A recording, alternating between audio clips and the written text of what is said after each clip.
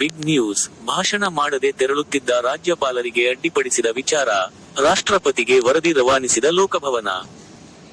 ಗಳೂರು: ವಿಧಾನಮಂಡಲ ವಿಶೇಷ ಜಂಟಿ ಅಧಿವೇಶನದಲ್ಲಿ ಭಾಷಣ ಮಾಡದೆ ತೆರಳುತ್ತಿದ್ದ ರಾಜ್ಯಪಾಲ ಥಾವರ್ ಚಂದ್ ಗೆಹ್ಲೋಟ್ ಅವರಿಗೆ ಕಾಂಗ್ರೆಸ್ ಸದಸ್ಯರು ಅಡ್ಡಿಪಡಿಸಿದ್ದ ವಿಚಾರವಾಗಿ ಲೋಕಭವನ ರಾಷ್ಟ್ರಪತಿ ದ್ರೌಪದಿ ಮುರ್ಮು ಅವರಿಗೆ ವರದಿ ರವಾನಿಸಿದೆ. ರಾಜ್ಯ ಕಾಂಗ್ರೆಸ್ ಸರ್ಕಾರ ಕರೆದಿರುವ ವಿಧಾನಮಂಡಲ ಜಂಟಿ ಅಧಿವೇಶನದ ಮೊದಲ ದಿನ ಉಭಯ ಸದನಗಳನ್ನು ಉದ್ದೇಶಿಸಿ ರಾಜ್ಯಪಾಲರು ಭಾಷಣ ಮಾಡಬೇಕಿತ್ತು.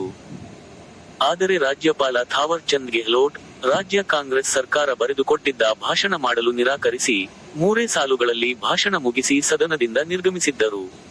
ಕಾರಣ, ನರೇಗಾ ಯೋಜನೆ ಹೆಸರು ಬದಲಿಸಿ ವಿಬಿಜಿ ರಾಮ್ಜಿ ಎಂದು ಮರು ನಾಮಕರಣ ಮಾಡಿ ತಿದ್ದುಪಡಿ ಮಾಡಿರುವ ಕೇಂದ್ರ ಸರ್ಕಾರದ ನಡೆಗೆ ಆಕ್ಷೇಪ ವ್ಯಕ್ತಪಡಿಸಿ ರಾಜ್ಯ ಸರ್ಕಾರ ಕರೆದಿರುವ ವಿಶೇಷ ಅಧಿವೇಶನ ಇದಾಗಿದೆ.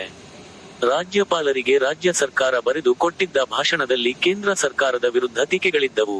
ಕೇಂದ್ರದ ನಡೆಯನ್ನು ಖಂಡಿಸುವ ಶಬ್ದಗಳ ಉಲ್ಲೇಖವಾಗಿತ್ತು. ರಾಷ್ಟ್ರಪತಿಗಳೇ ಅಂಕಿತ ಹಾಕಿರುವ ವಿಬಿಜಿ ರಾಮ್ಜಿ ಕಾಯ್ದೆಯನ್ನು ವಿರೋಧಿಸುವಂತಹ ಉಲ್ಲೇಖವಿದ್ದ ಹಿನ್ನೆಲೆಯಲ್ಲಿ ರಾಜ್ಯಪಾಲರು ಭಾಷಣ ಓದಲು ನಿರಾಕರಿಸಿ ಸದನದಿಂದ ನಿರ್ಗಮಿಸಿದ್ದರು. ಕರ್ನಾಟಕದ ರಾಜ್ಯಪಾಲರ ಈ ನಡೆ ದೇಶಾದ್ಯಂತ ಭಾರೀ ಚರ್ಚೆಗೆ ಕಾರಣವಾಗಿತ್ತು. ರಾಜ್ಯಪಾಲರು ಭಾಷಣ ಮಾಡದೆ ತೆರಳುತ್ತಿದ್ದಾಗ ಸದನದ ಬಾಗಿಲ ಬಳಿ ಕಾಂಗ್ರೆಸ್ ಸದಸ್ಯರು ರಾಜ್ಯಪಾಲರನ್ನು ಅಡ್ಡಗಟ್ಟಿ ತಡೆಯಲು ಯತ್ನಿಸಿದ್ದರು. ರಾಜ್ಯಪಾಲರ ವಿರುದ್ಧ ಘೋಷಣೆಗಳನ್ನು ಕೂಗಿ ಆಕ್ರೋಶ ವ್ಯಕ್ತಪಡಿಸಿದ್ದರು. ವಿಧಾನಸಭೆಯಲ್ಲಿ ನಡೆದಿದ್ದ ಈ ಬೆಳವಣಿಗೆಗಳ ಬಗ್ಗೆ ಇದೀಗ ಲೋಕಭವನ ರಾಷ್ಟ್ರಪತಿ ದ್ರೌಪದಿ ಮುರ್ಮು ಅವರಿಗೆ ವರದಿ ನೀಡಿದೆ. ವಾಸ್ತವಾಂಶಗಳ ಪ್ರತ್ಯೇಕ ವರದಿ ಸಿದ್ಧಪಡಿಸಿ ಕಳುಹಿಸಿದೆ.